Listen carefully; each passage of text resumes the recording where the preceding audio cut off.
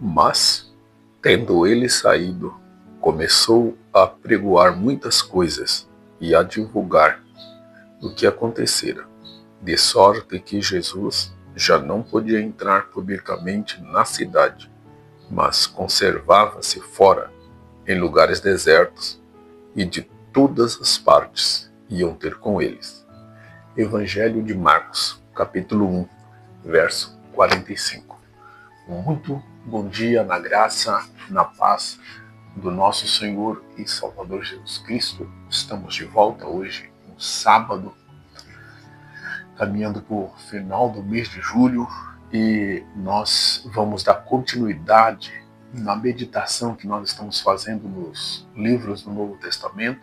Terminamos o Evangelho de Mateus, no YouTube estão todos os vídeos ali dessas mensagens anteriores, todo o Evangelho de Mateus está lá, para que você possa acompanhar capítulo a capítulo, uma mensagem com tempo resumido, para que você possa se inteirar da mensagem do Evangelho. E hoje nós vamos iniciar o capítulo do livro de Marcos, o Evangelho de Marcos. São 16 capítulos e nós estaremos aqui nessa viagem por este Evangelho. Bom, o Evangelho de Marcos ele é geralmente atribuído a João Marcos, que pode ter sido escrito, nas pregações, com base nas pregações de Pedro. E acredita-se que esse evangelho foi escrito entre o ano 60 e 70 depois de Cristo, em um período de crescente perseguição aos cristãos. Quem eram os destinatários? Esta obra foi provavelmente direcionada a uma audiência gentílica, de pessoas não judeus, possivelmente em Roma, o que é indicado pelo uso dos termos que precisavam ser explicados, assim como pela ênfase em aspectos práticos da fé cristã. A estrutura, o capítulo 1, ele é estruturado em várias seções que introduzem o ministério de Jesus, destacando o seu batismo, tentação, ensino, milagres e a convocação dos discípulos. Então vamos para a análise desse capítulo. O versículo 1 a 8 desse capítulo fala sobre a preparação e o batismo de João. Marcos, ele inicia a declaração do Evangelho no verso 1 e cita a passagem do Antigo Testamento, Isaías 40, verso 3 e Malaquias 3 e 1, que afirmam a vinda do Messias. João Batista prega o arrependimento e batiza, simbolizando a preparação do coração do povo para a vinda de Cristo. O que isso significa? Enfatiza a necessidade de arrependimento, um tema recorrente na teologia bíblica, que prega a conversão e a transformação espiritual. Os versos 9 e 1 a 11 falam do batismo de Jesus. O batismo de Jesus no Rio Jordão é um momento marcante da revelação da Trindade. Jesus é batizado, o Espírito Santo desce sobre ele e uma voz do céu declara a sua filiação divina. O significado disso é que a manifestação da divindade de Cristo e seu papel como Salvador prevalece, destacando o reconhecimento do propósito divino em sua vida. O terceiro ponto fala sobre a tentação de Jesus, os versos 12 e 13.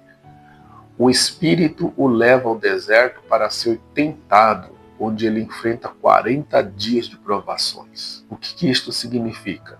Essa tentação antecipa o ministério de Cristo e apresenta a humanidade de Jesus, que experimenta as mesmas lutas que enfrentamos, mas sem pecar. O quarto ponto, o verso 14 a 15, fala sobre o início do ministério de Jesus. Após a prisão de João Batista, Jesus começa a pregar o Evangelho, chamando as pessoas ao arrependimento e à fé em sua mensagem.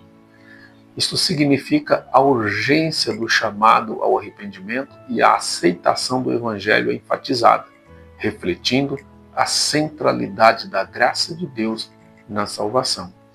O quinto ponto, o versos 16 a 20, fala sobre o chamado dos primeiros discípulos. Jesus convoca Simão, André, Tiago e João que deixam suas redes e o seguem imediatamente. O chamado requer resposta imediata e total. A disposição dos discípulos serve como modelo de fé e coragem para nós. Sexto ponto, versos 21 a 28, Jesus ensina com autoridade. Em uma sinagoga em Cafarnaum, Jesus ensina e expulsa um espírito imundo, demonstrando sua autoridade sobre ensinos e espíritos malignos. A autoridade de Cristo é central, evidenciando que sua palavra é poderosa e eficaz, desafiando os sistemas religiosos estabelecidos. O verso 29 a 34, o sétimo ponto aqui, fala sobre o milagre de Jesus. Jesus cura a sogra de Pedro e realiza muitos outros milagres. Este trecho destaca sua compaixão e poder. Os milagres de Jesus são manifestações de sua missão messiânica, refletindo a esperança de restauração e cura que o Evangelho traz. O oitavo ponto, Marcos, verso do capítulo 1, 35 a 39, versículo, fala sobre a oração de Jesus. Jesus se retira para orar, buscando a comunhão com o Pai antes de continuar seu ministério. A importância da oração e da intimidade com Deus é destacada como essencial para a eficácia ministerial. E o último ponto, ponto 9, versos 40 a 45, fala da cura de um leproso. Um leproso se aproxima de Jesus e é curado. Jesus, em sua compaixão, toca o leproso, algo que era considerado impuro. A inclusão dos marginalizados e o desafio às normas sociais são centrais no ministério de Jesus, refletindo a graça que transcende barreiras. Então, temos aqui então um resumo do capítulo 1 de Marcos e algumas aplicações que nós podemos tirar daqui. A primeira aplicação é o senso de urgência na proclamação do Evangelho.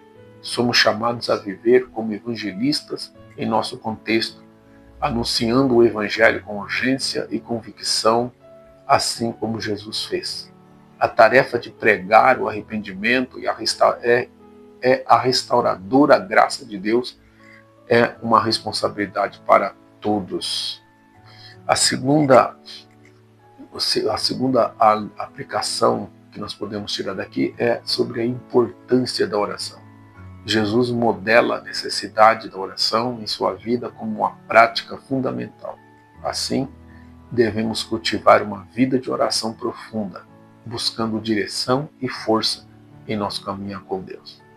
E uma última aplicação, a inclusividade da mensagem de Cristo. A cura do leproso nos lembra que o Evangelho é para todos, independentemente de seu passado ou status social.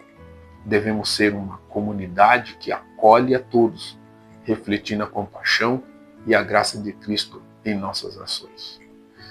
O capítulo 1 do Evangelho de Marcos estabelece fundamentalmente a identidade de Jesus e seu ministério.